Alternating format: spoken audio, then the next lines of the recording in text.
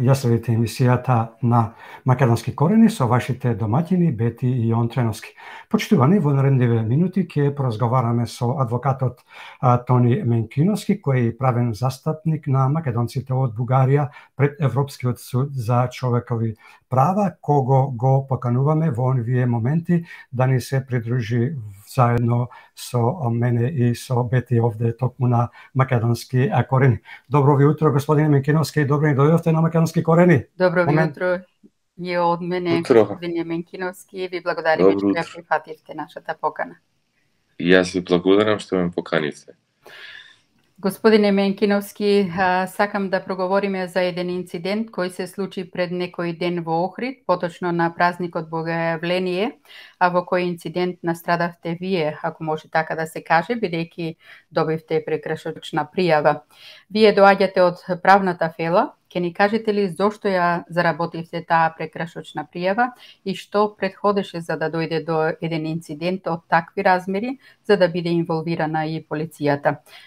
Господине Менкиновски, дали како собственик на знаме со символот на сонцето од Кутлеш е доволна причина да добиете прекршочна пријава? Може ли некаква позитивна поука да извлечеме од овој инцидент? Најнапред да ги запознаеме со фактичкиот настан гледачите и слушателите на оваа емисија.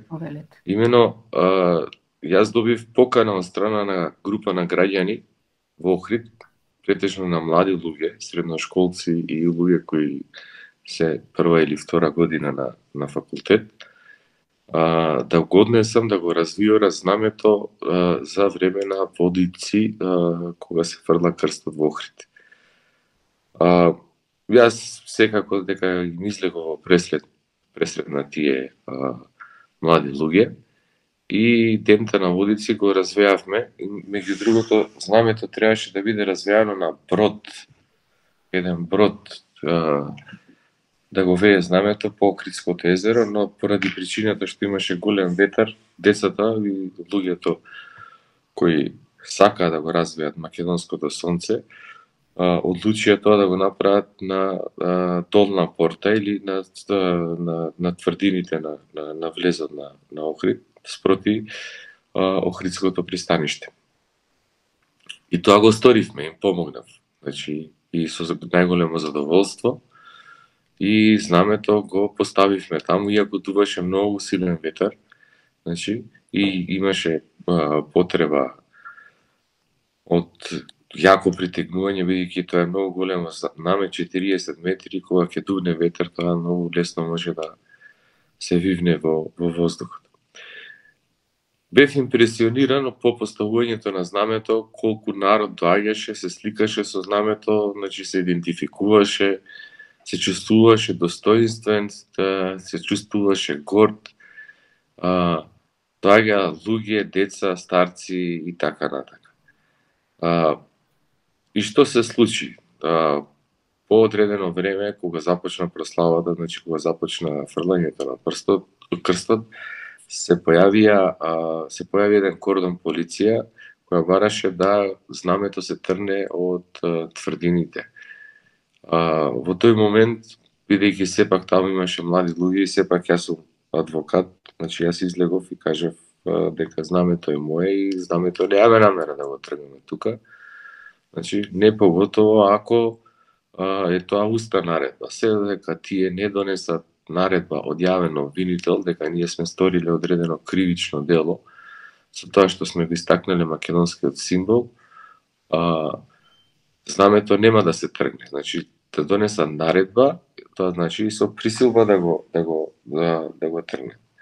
Тогаш полицијата ме идентификуваше мене и настане една голема збрка. Граѓаните кои беа околу македонското знаме и кои го поставија македонското знаме, македонците, излезе голем револт и можеше да настане инцидент, во смисла инцидент, граѓаните веќе беа спремни да дадат отпор, да ја отфрлат полицијата од лице место каде што се наоѓаат.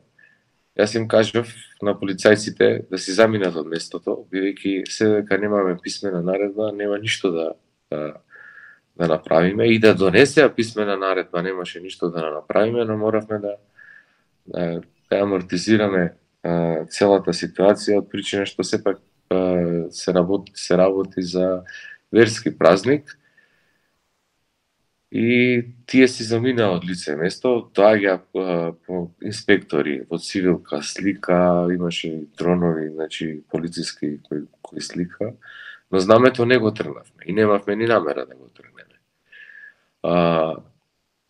Радоста кај луѓето, себе идентификувањето, никогаш не можам да ви ги пренесам се додека не видите на лице место и да видите како нашиот народ, значи, си го сака македонското знаме од кутлеш. Сега да ви одговорам во делот на оно што рековте настрадавте. Јас воопшто не мислам дека сум настрадал. И воопшто не ми е ни гајле, ниту чувствувам било каква вина од било каква казна. И немам намера, значи, ништо да им платам, зашто глобата е, мислам дека од 1500 до 2000 евра. На тие кои ми поведоа прекршочна пријава за нарушување на јавен ред и мир, имено за прекршочната пријава дознав јас од страна на медиумите и од соопштението на МВР, кое го пласираше дека е поведена прекршочна пријава против мене за нарушување на јавниот ред и мир. Значи, да резимираме. Значи, не се сметам за виновен, напротив, се сметам за достоинствен и горд. Колку сакаат, тие нека пишуваат казни. Значи, јас за тие казни ќе водам судски процеси и немам намера да им ги платам парите. Значи, тоа нема да ме заплаши мене, целта е да бидам заплашен и да бидат заплашени македонците, да не го истакнуваат собствениот символ со кој се идентификуваат со години и кој за жал е трнан на насилен пат од страна на нашите соседи со учество на колаборационисти, предавници во македонскиот парламент како државен символ. Она што е многу важно, значи она што е многу важно, што многу граѓани веќе добивам поддршка, јас им благодарам, но тоа не е моје лично знаме, тоа е знаме на сите нас македонците. Значи, јас сум само еден дел, едно парче, едно зрно песок од целата таа приказка за нашето знаме. Значи, она што е многу важно, многу граѓани ми се јавија, собирале пари за да ја платат казната. Велам вака, немој да собирате пари, јас тие пари немам намера да им ги платам, и ако им ги платам, ќе бидат содење во затвор. Така да немам намера воопшто да му платам, бидејќи тоа за мене како македонец е неправда. Него собирајте пари и истакнете ги знамињата на вашите балкони, тераси и дворови и покажете кои сте и чија е оваа земја. Значи, идентификувајте се со македонското знаме. Ова што се стори сега, значи, се отвори една Пандорина кутија, со која се покаже дека ние македонците, значи, треба продолжиме да се бориме за нашите права и да не отстапуваме од нашата борба. Зашто знаете, во Македонија многу добро никој не е казнет за истакнување на знаме на туѓа држава. Значи, тоа е за Албанија. Значи, имате двоглавиот орел се вие низ цела Македонија. Дури имате и на општински јавни згради.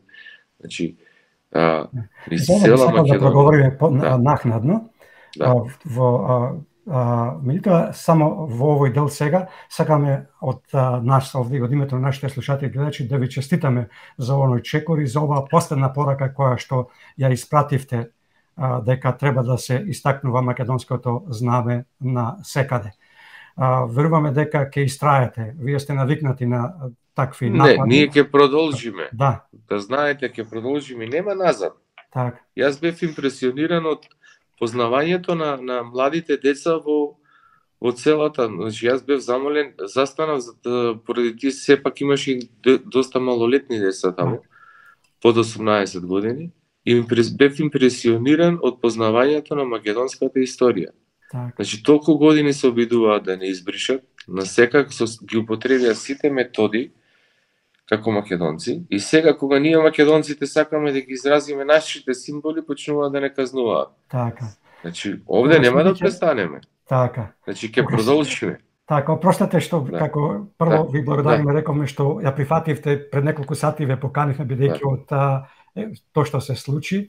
Значи ви благодариме, а ние секако имаме и уште еден човек кој што имаме интервјуто е господин Никовски, кој што чека веќе во студиото, но тоа не ни дава за право да го прекинеме разговорот, него напротив имаме уште едно прашање до вас.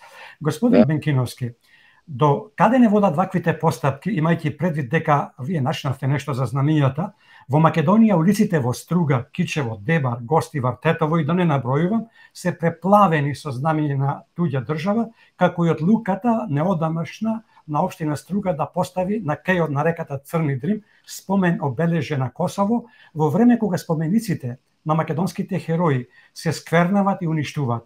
Зошто ова знаме со символот на сонцето од Кутлиш, со кое знаме се препознаваме ние македонците од целиот свет и кое знаме од една алка кој не поврзува сите нас македонците од диаспората, така и со оние во Македонија, им ги буди очите на сите оние кои наумиле да ја уништат Македонија и македонскиот народ?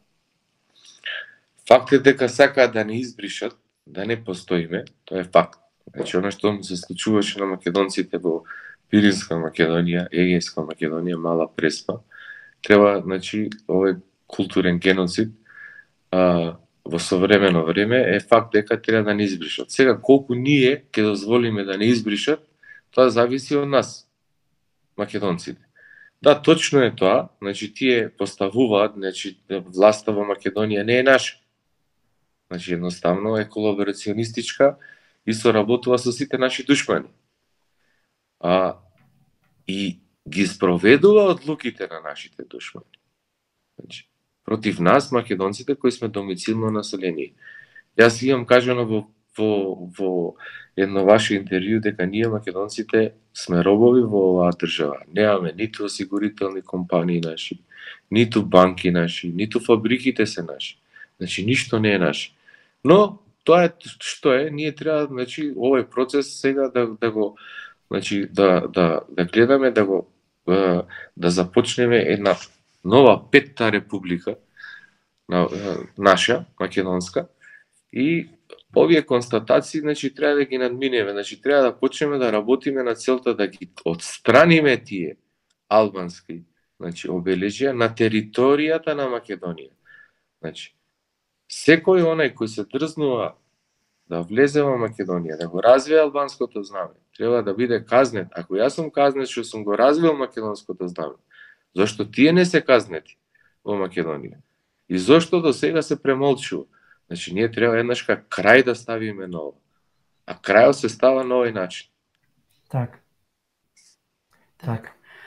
Господине Менкиновски, ви благодариме за одвоеното време. После ова би рекле Господ Бог да е напомош на нас македонците и на Македонија. Така. Како што рековме, нека не плаши ништо кога е во прашање нашето достоинство, да продолжиме да си чуваме сите наши белези на национално постоење и да ги поддржуваме младите со нивните идеи за зачувување на македонските корени. Посакуваме да си имате пријатен викенд. Исто. Ви благодарам. Поздрав, уште еднаш се слушаме наскоро на многу подолго. Поздрав до сите. Так. И одиме понатак. Нема нас. Така. Поздрав, пријатно.